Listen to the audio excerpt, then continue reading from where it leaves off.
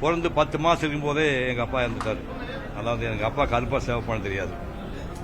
அதுக்கப்புறம் விதவை தாயார் தான் என்னை வந்து 50 வருஷமாக வளர்த்து ஆளாக்குனாங்க. எந்த வசதியும் கிடையாது, பள்ளிக்கூடம் கிடையாது, கரண்ட் லைட் கிடையாது, குடிதண்ணீர் கிடையாது. அப்படி ஊரில் பிறந்து அந்த ஊர்லேயே எஸ்எஸ்எல்சியை முதல்ல பாஸ் பண்ண ஆள் நான் தான். எங்கள் கிராமத்தில் எஸ்எஸ்எல்சியை 1957 பாஸ் பண்ண ஆள் நான் தான். அதுக்கப்புறம் கூட படித்தவங்க எல்லாருமே வந்து என்ஜினியர் ஆகணும், டாக்டர் ஆகணும், வக்கீல் ஆகணும் படிப்பாங்க. நான் அதையெல்லாம் திறந்துட்டு எனக்கு ஓவியர் ஆகணும்னு எனக்கு ஆசை இருந்தது. ஓவியத்துறையில் நான் வந்து வந்தேன். சென்னை வந்து மோகன் ஆர்ட்ஸ்னு ஒரு கம்பெனியில் சிவாஜி கணேசனுடைய சிவாசில் ஒரு ஆண்டு அப்ரண்டிஸாக இருந்தேன்.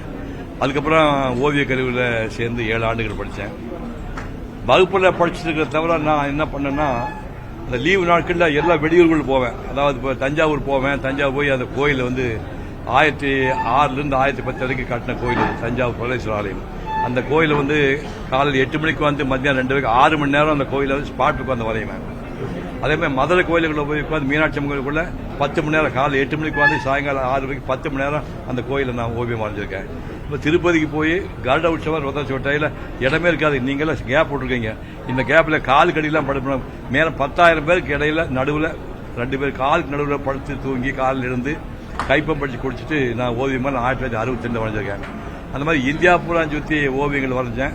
வரைஞ்சி முடிச்சப்ப என்ன சொல்லிட்டாங்க, இந்த ஓவியத்துக்கெல்லாம் வேல்யூ கிடையாது, மாடர்ன் ஆர்ட் வந்துடுச்சு, உங்கள் ஓவியத்துக்கு செல்லுபடியாக சொல்லும்போது வேறு வழி இல்லாமல் அப்புறம் திரைப்படத்துறைக்கு போனேன். திரைப்படத்துறைக்கு போகும்போது சிவாஜி எம்ஜிஆர் உச்சத்தில் இருக்காங்க. அப்போ சுத்தமாக வந்து 0 பொசிஷன் நான் உள்ளே போய் முகம் நல்லா இருக்குன்னு சொல்லி ஏபி நாகராஜன் போன்றவர்கள் வந்து கடவுள் வேஷம் கொடுத்து ஒரு 3-4 வருஷம் அதை ஓட்டுனேன். அதுக்கப்புறமா வந்து நாடக நடிப்பு இல்லாமல் நான் ஒன்றும் பண்ண முடியாது. மேஜர் சுந்தரராஜன் கூட சேர்ந்து கிட்டத்தட்ட இந்தியா பூரா சுற்றி 1000 ட்ராமா பண்ணேன். 1000 ட்ராமா இந்தியா பூரா சுற்றி பண்ணேன். அந்த அனுபவம் வச்சு திரும்ப படங்களில் 175 படங்களில் ஹீரோ பண்ணேன். 192 படம் பண்ணேன். என்னோட கதாநாயகர் மொத்தம் எண்ணிக்கை 87 பேர். என்னோட டாயக் படங்க 50 பேர். இதெல்லாம் செஞ்சு முடிச்சு 40 வருஷம் வாழ்ந்து முடிச்சுட்டு இது ஒன்றும் பிரயோஜனம் இல்லை, இது எதுவும் சந்தோஷம் இல்லை.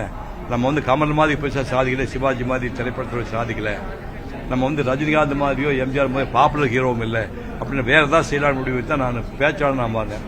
பேச்சாளர் நான் மாதிரி 2005 முதல்ல ஈரோடு புத்தக திருவிழாவில் பேச்சாளர் நான் மாதிரி பேச ஆரம்பித்தேன்.